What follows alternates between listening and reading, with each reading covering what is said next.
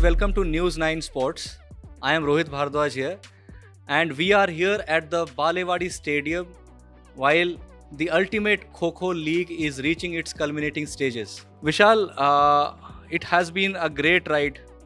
आपके लिए बहुत ही कमाल का सीज़न रहा है. कितना एक्साइटिंग रहा है आपके लिए ये अल्टीमेट खो-खो लीग? एक्साइटिंग तो बहुत रहा है क्योंकि एक हमारी टीम है जिसे गवर्नमेंट ने परचेज़ किया, उड़ीसा जगरनॉट्स ने, और जो हमारे कोचेस हैं और जो हमारी पूरी टीम है, सिर्फ कोचेस नहीं, जो हमारे मैश्योर हैं, फिजियोज़ हैं, वो पूरी एक टीम होती है. सिर्फ जो प्लेयर्स हैं वो एक टीम नहीं है, जो पीछे हैं वो भी एक टीम है. तो उन्होंने काफ़ी साथ दिया है और हमारा स्टार्टिंग से एम रहा था कि पहला सीज़न है और पहले बार में ट्रॉफी उठानी है. तो स्टार्टिंग में हमने पहला मैच जीता और सेकंड मैच हम गुजरात जायंट से लूज़ हुए. उसमें गलती हमारी थी, बैड लक बोल लो या कुछ भी बोल लो, क्योंकि हमारा डिफेंस नहीं चला. लेकिन उसके बाद हमने कंटिन्यू 6 मैच जीते और फिर गुजरात जायंट से हमने दोबारा फेस किया और फिर हमने दोबारा बीट किया था.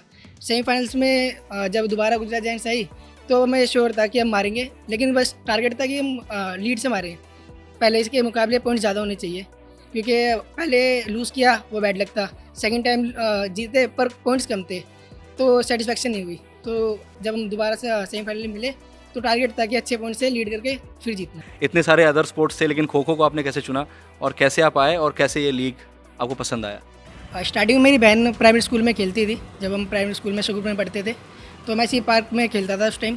तो मैं बस बहन को छोड़ने के लिए एक दिन स्कूल में गया था, जहाँ मैम, हमारी सुशीला मैम पीटीआई थी जो फिजिकल टीचर, वो वहाँ ट्रेनिंग देती थी गर्ल्स को.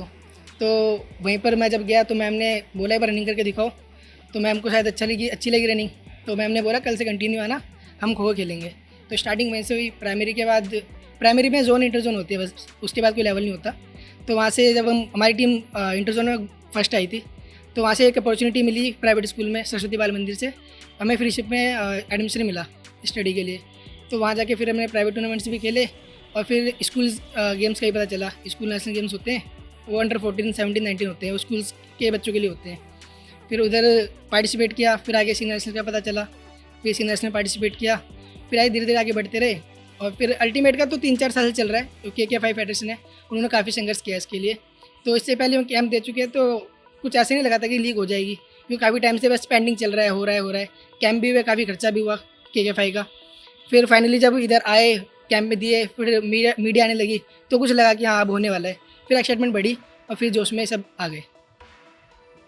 एक एज अ प्लेयर मतलब कितना, मतलब आपके लिए ये मतलब कमाल की बात है, मतलब कि लीग नहीं थी, लीग आने की वजह से प्लेयर्स को अच्छी सैलरीज मिल रही है, टीम्स को एक्सपोजर मिल रहा है, प्लेयर्स के स्किल्स को लोग देख रहे हैं, लाइव ब्रॉडकास्ट हो रहा है. तो उससे कितना बड़ा एडवांटेज मिला मतलब लीग के आने से? एडवांटेज बहुत बड़ा है. बेसिकली मतलब नॉर्थ में तो खो खो बहुत कम है, नॉर्थ में खो खो को जल्दी कोई पूछता नहीं, लेकिन अल्टीमेट के आने के बाद नॉर्थ में क्या पूरे ऑल इंडिया में ही पूछ रहे हैं. और सबको एंटरटेनमेंट चाहिए. जो अल्टीमेट ने एक नया फेस दिया मिट्टी से मैट पे लाके, और जो फैसिलिटीज़ प्लेयर को चाहिए वो सारी प्रोवाइड की. तो जो प्लेयर ने कभी सोचा भी नहीं था कि कुछ ऐसा भी हो सकता है खो खो में, वो एक अनएक्सपेक्टेड चीज़ सामने आई. तो काफ़ी खुश है और काफ़ी एक्साइटेड है. फैमिली को सपोर्ट चाहिए था, क्योंकि पहले खो खो में इतना पैसा नहीं था. अगर हम नेशनल में खेलते तो 5,000 रुपये उस टाइम स्कॉलरशिप थी, तो उससे कुछ होता ही नहीं था. तो अब पैसे मिल रहे हैं, फैमिली को सपोर्ट है, फैमिली सपोर्ट कर रही है और हम भी लगे पड़े अपना मेहनत करने में. तो अच्छा है, आगे और बढ़ेंगे. आप दिल्ली यूनिवर्सिटी से हैं और आप सत्यवती कॉलेज से आप पास आउट हैं, और आप इसके साथ साथ आप एक अमेजन डिलीवरी भी करते हैं. तो कितना मुश्किल था आपके लिए ट्रेनिंग और अपने काम के साथ मतलब चलना और लीग में आना? मुश्किल तो बहुत था, क्योंकि शेड्यूल बहुत बिजी है. अभी छोटी एज में काफ़ी सीखने को मिला है. घर में टाइम कम देते हैं, टाइम होते नहीं तो देंगे क्या. फ्रेंड्स भी इसी वजह से कम है, जो बचपन से फ्रेंड्स है वही अभी तक साथ चल रहे हैं. सुबह प्रैक्टिस के बाद जॉब पे जाना होता है, वहाँ से फिर कॉलेज से घर पे थोड़ा रेस्ट किया, फिर वापस स्टेडियम. यही बस शेड्यूल डेली का है. तो चलते चलते प्रैक्टिस को ज़्यादा इंपॉर्टेंस दी. कॉलेज में क्या ज़्यादा पढ़ाई पे इतना ध्यान नहीं जाता, बस पेपर से पहले 2 महीने पहले स्टडी कर ली, प्रिपरेशन हो गई, पास हो गए, और बाकी अपनी मेहनत चलती रहती है प्रैक्टिस को लेकर. और फैमिली से जो सपोर्ट चाहिए, फ्रीडम, वो हमेशा उन्होंने दी. कभी प्रेशर नहीं दिया कि तू ऐसा कर, या काफ़ी नेबर्स बोलते हैं कि खो खो में इतने साल से लगा हुआ है, कुछ हुआ नहीं, तो कब तक ऐसे चलेगा, बड़ा भी हो रहा है, रिस्पॉन्सिबिलिटी देखनी है.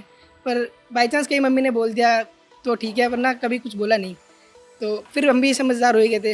अपनी जो भी सैलरी कमाते थे, घर का खर्चा देकर जो बचता था वो अपने लिए रखा, वरना घर को सपोर्ट किया. और फिर ऐसे ही चलते चलते जो टीचर्स हैं उन्होंने काफ़ी सपोर्ट किया कि कभी बाई चांस कोई ज़रूरत पड़ती है कि हम कॉलेज में एडमिशन में 7,000 रुपये फ़ीस लगी थी, सडनली घर से नहीं मांग सकते, तो सर से लिए सैलरी अर्न की, उन्हें वापस रिटर्न कर दिए, तो घर पे कहीं प्रेशर नहीं पड़ने दिया। घर वाले भी खुश हैं, हम भी खुश हैं। That was Vishal from the Odisha Juggernauts team. Vishal comes from a very humble background. He is an amazing delivery boy and also balances his professional life with Kho and has taken the game to the next level. Thanks for watching.